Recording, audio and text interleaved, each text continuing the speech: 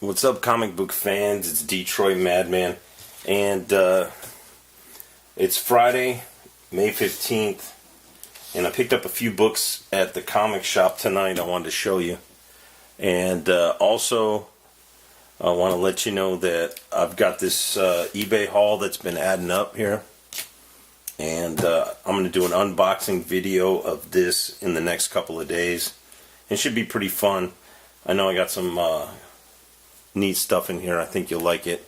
But tonight I went to the comic shop, and what I wanted to show you from tonight was a couple books. I actually just went to find, I was going to pick this book up. It's called Harrow County #1.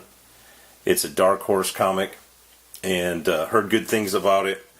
So I wanted to pick that up before it disappeared, just in case I wasn't able to find it. There's a lot of stuff going on this weekend, and I'll probably have a huge haul tomorrow because there's some major stuff going on that I'm going to hit.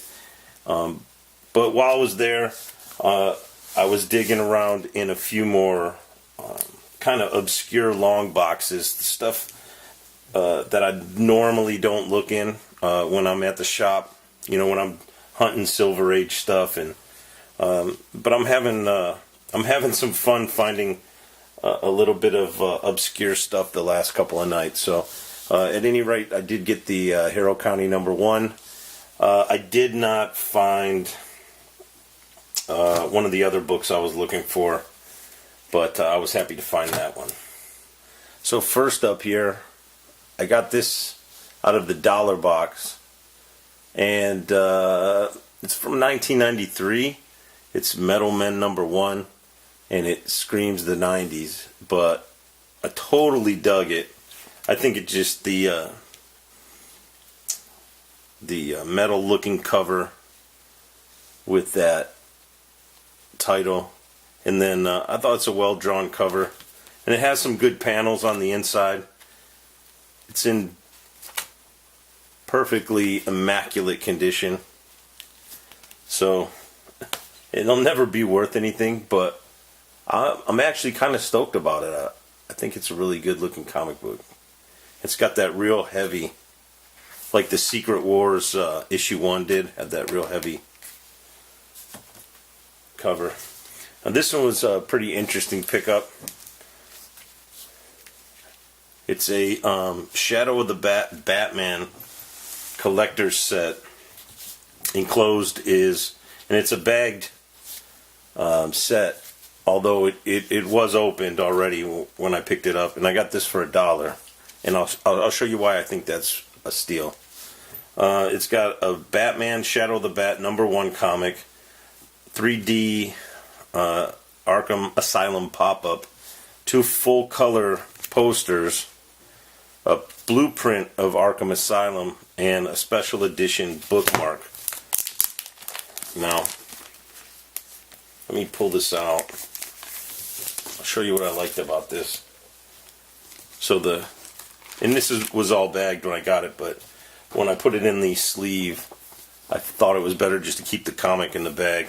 And you might have seen this comic before. I'm not going to pull it out, but it's Shadow of the Bat 1. And then also these 2 cool posters. These are all in gem mint condition.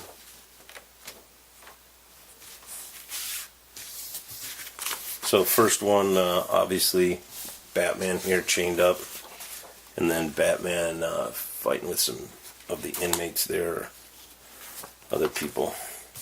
It's got a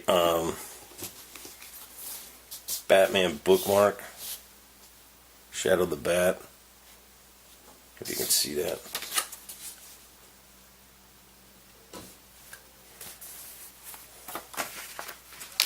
And it's got this blueprint for Arkham Asylum. I thought that was pretty cool.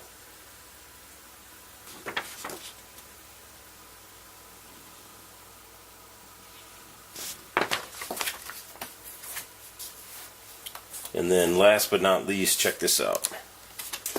Goes this way. It's three-dimensional, I don't know what I'd ever do with it, but I got all that for $1, so I thought that was pretty cool.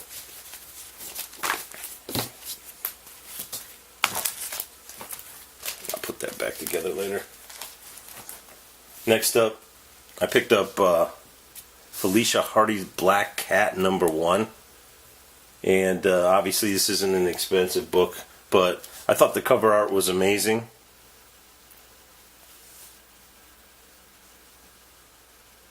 I love that. I love those damsels. Love the dames. Next up, I thought this was interesting. It's called The X-Men Chronicles. And it's called The Magazine for X-Men Fans. But what it has in it is a ton of stories, starting with the original X-Men. It's got artists and writers, different ideas, how things started. Interview with Jim Shooter. And I love this old nostalgia stuff. Great interview with Shooter. And then the ups and downs of the Uncanny X-Men, as told by Sandy Husler, which is a really cool article. And this is interesting. It's an article that says Wholesale Comic Investments.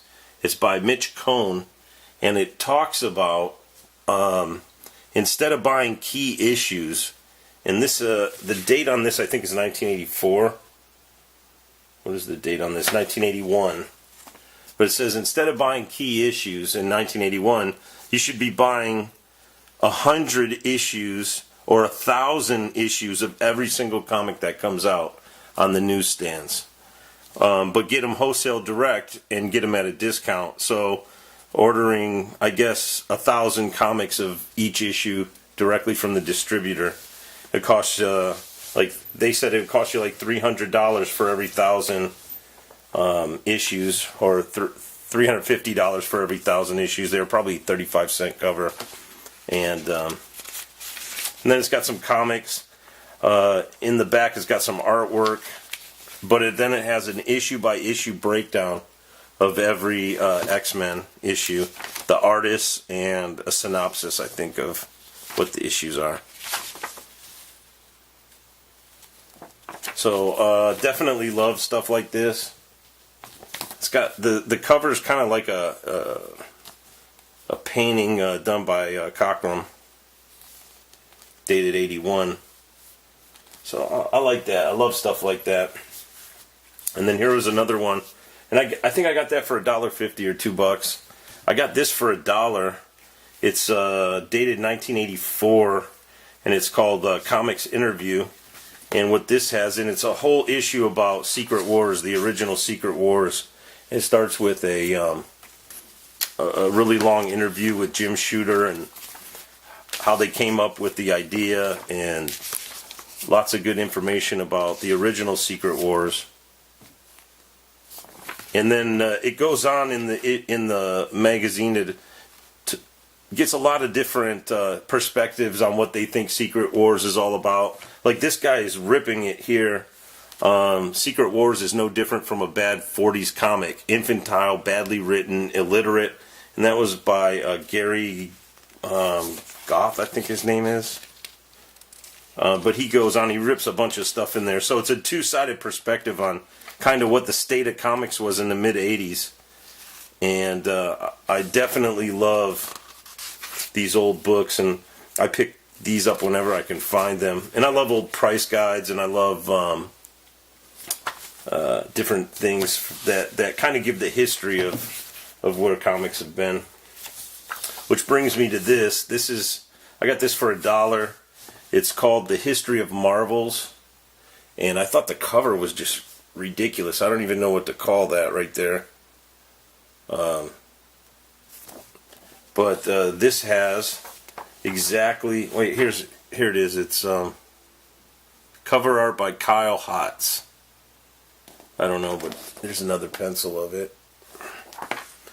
But this is exactly what it says it is. It's the history of Marvel Comics going all the way back to the 30s. And it's about 25 pages, I think. But it's really cool. It's got a lot of illustrations in it. And I don't know who the perspective is that wrote it yet. I haven't read it. I just leafed through it. But I thought it was pretty cool.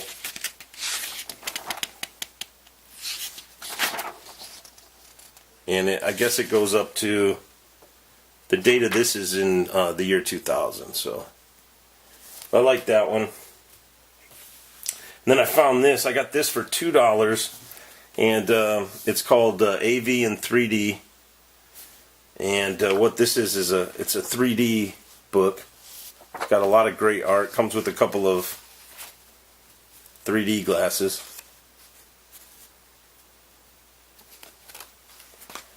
But it has such great artwork in it. And I don't know if you'll be able to see it. Condition's amazing. And it must be Aardvark Vanheim characters. It's got the Cerebus character in there, which I don't really know much about. Cerebus there. But I put the glasses on. The glasses are super uncomfortable. They're made for like a 9-year-old. They're so small. But so when I find some bigger 3D glasses, I'm gonna check that out. It looked pretty cool. And another thing, like I've told you in videos in the past, I really love Stan Lee. I'm the hugest Stan Lee fan ever. And I saw this book, and it was interesting. It even had the night nurse. I don't know if you can see that. The night nurse up in the corner there. But it's called the No Prize book. And it's actually Stan talking through a bunch of historical instances and things that happened. But I thought this was great. He's got his feet up with his Spidey slippers on. So this was pretty cool. I'm going to read through it. I read through some of these panels, and they were really funny, talking about the history, and they're actually goofing on themselves, which the Stan Lee and the Bullpen did regularly. And this thing's in gem mint condition. So yeah, I was happy to get that. I got that for $1.50. And next up, I don't know anything about this. Some kind of reprint issue. It says Fantastic Four 247. But what I loved about this is there was a time, and I guess this is from 2002, some kind of reprint book. But the print inside of it, I loved, and I wasn't collecting comics at all during this time, and I've seen a few that I've picked up that had this type of newsprint in it. The paper stock is kind of glossy and white, but not, it's still paper, and the color transfers on it so well. Like every page jumps out at you with the artwork. And so I picked this one up. This one cost me $2, and kind of stoked to find that. It's such a good looking book inside. Which brings me to the next one, which was in the same box as that one. And this one's some kind of reprint of Fantastic Four #1. And what I really love about comics that are out now that obviously weren't out a long time ago when I was collecting was reprint books and covers that pay homage to the great ones of the past. I'm a huge fan of that. And this rendition of Fantastic Four #1 I thought was really well done. I love this cover actually. And then again inside of this is that same type of paper stock. So this story then is reprinted on the nice paper with the original story of the Fantastic Four from issue 1. So I was completely stoked about getting that one. And then like I was saying is the the classic covers and the origin issues and the first issues of Spider-Man are among my favorite. And I give this cover right here just 5 stars for capturing that. It's Marvel Tales number 137, and it obviously is retelling the Amazing Fantasy 15 story. And that cover, I think, is a good, real nice representation of it, and just looks good, and it has a great color to it.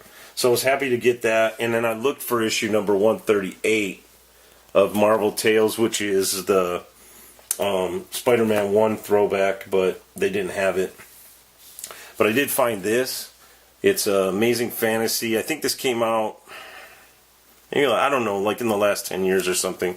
And it's okay. It's an oil painting type cover that it looks a little too overdone with the darkness. So I would say this one's a step behind the last one in terms of how much I like it. But what I really hated about this book was when I went inside. This book here is, comic stock.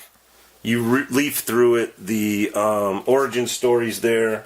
The first appearance story's there, and it feels like you're actually in a comic book. This has real glossy pages inside, and all the coloring was done on a computer, and I just didn't like it. It looks so fake. I didn't like the coloring in that book at all. And then I saw this one there, and it's Amazing Fantasy 15.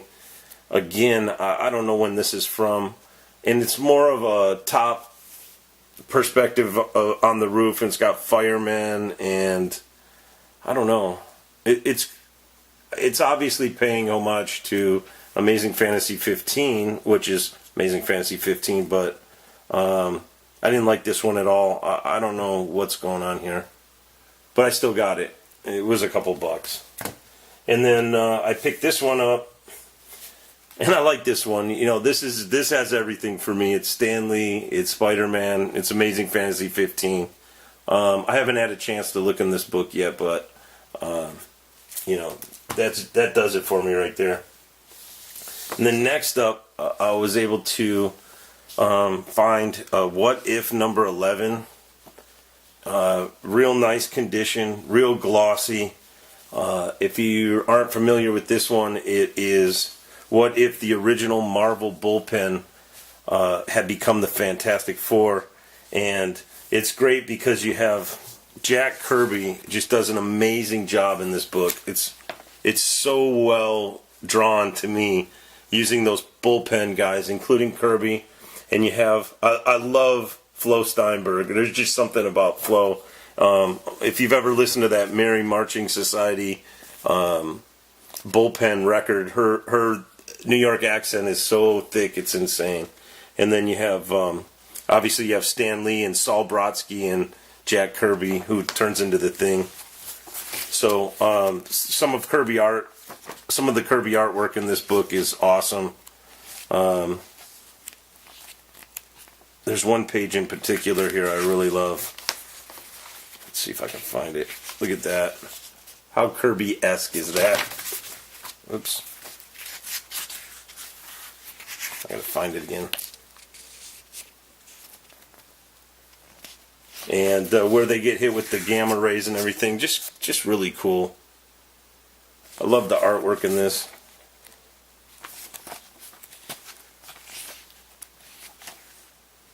Look at that. So cool. So I was happy about picking that one up. And then I found this. I had seen this in a couple of videos. And this is Richard Dragon Kung Fu Fighter, issue 18. And it's got the bronze tiger. I think he's going to be in a movie or something. I'm not 100% familiar with the DC stuff, but saw this copy there. It looked really good. And it was cheap. And I hit eBay up a little bit while I was standing there just to make sure I had the right issue. And it was definitely the right issue, and I couldn't believe the price for how nice that book was. Next up, I saw this one last night when I was there, and I didn't grab it because I thought it was a double I had. But when I went through my books last night after I got home, I realized they did not have this one. So I did pick it up today, and it's Avengers number 202 with that awesome Ultron cover. And there's some great panels in this book as well. So I was stoked about that. And then I saw this. It was actually in the wrong spot. It was in a box I was digging in that that the Avengers stuff was in. And but I saw the Mole Man, and I loved the Mole Man back in the day, and couldn't remember finding any comics that actually had him. And you got the Damsel in Distress. I'm always a fan of that.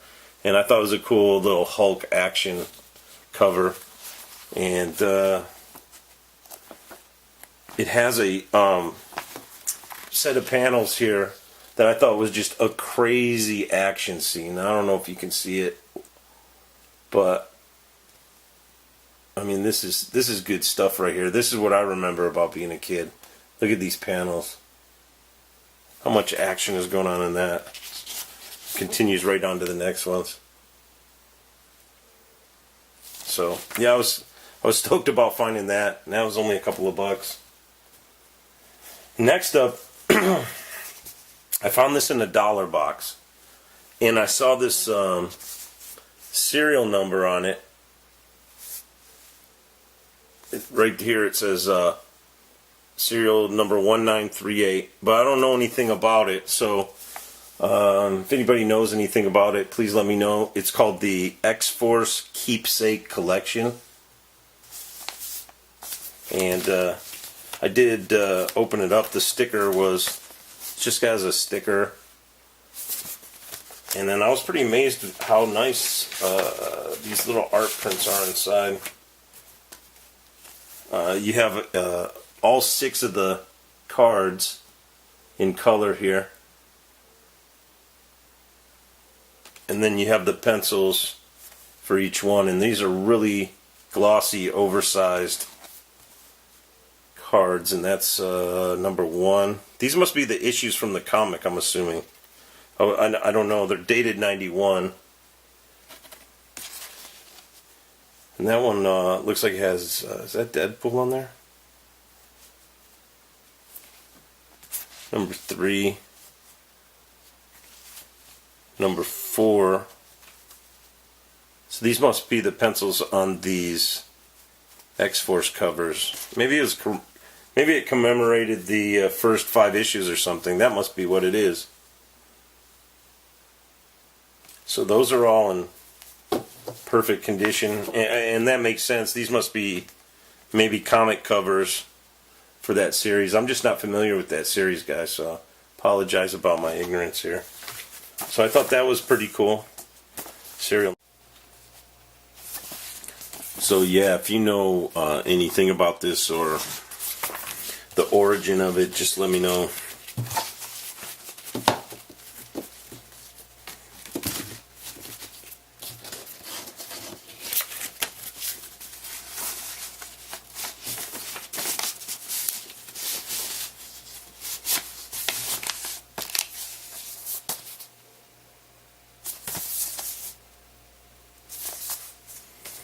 Alright, next up,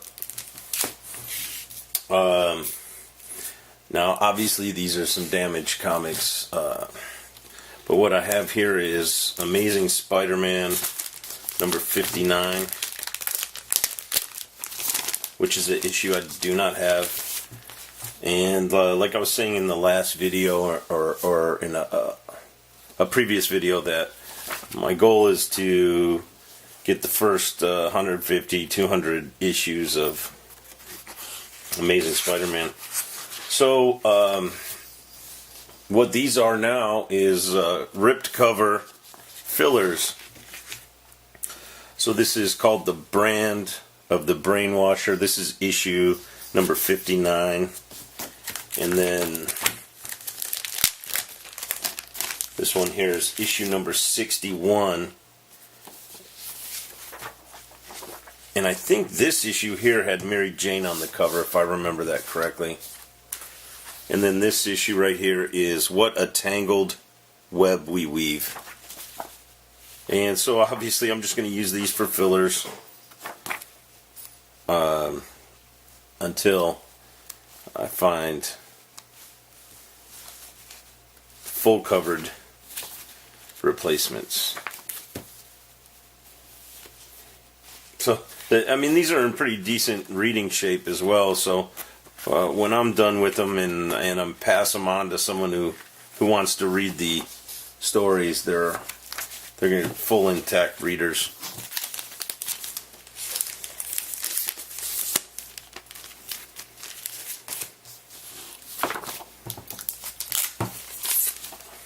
And then the next book I picked up, and I'll actually flip that one over. This book here, I have been digging the Wonder Woman books that I've seen people doing haul videos with, and I really like this one. It is a double bondage cover, and I thought it's really cool. It's a great artwork.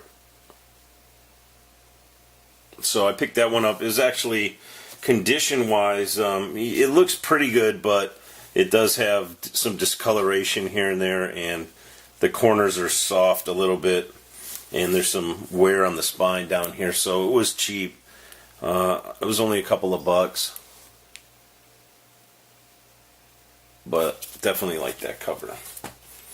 So now it brings me to the book I paid the most for, and this one I actually had on a list of comics I wanted to get, and it is Thor number 229. I think it has an awesome cover. I mean, it doesn't get much better than that. But the significance of this issue, and there's a few of them I'm looking for, but this is just one of the issues I'm looking for, is in the interior you will see an ad for Hulk 181, and that is the first, I'm not sure if it's the actual first time anybody ever saw Wolverine, but it's definitely the ad for Hulk 181. I think at this time he might have appeared on a splash panel at the end of Hulk 180, which might have been the same month as this. This is November. So, and then I was also stoked to see that it has a really nice intact Ghost Rider Marvel value stamp. So, definitely happy about getting that. And that is my haul, guys. I hope you liked it. It's some, like I was saying, some obscure stuff, but some good stuff. So this is the kind of stuff I think I'm going to be collecting in and out of, the normal Silver Age stuff that I want to find. And don't forget, we've got this eBay haul coming up pretty soon. So, alright guys, peace out, enjoy collecting, and throw me a like if you dig the video.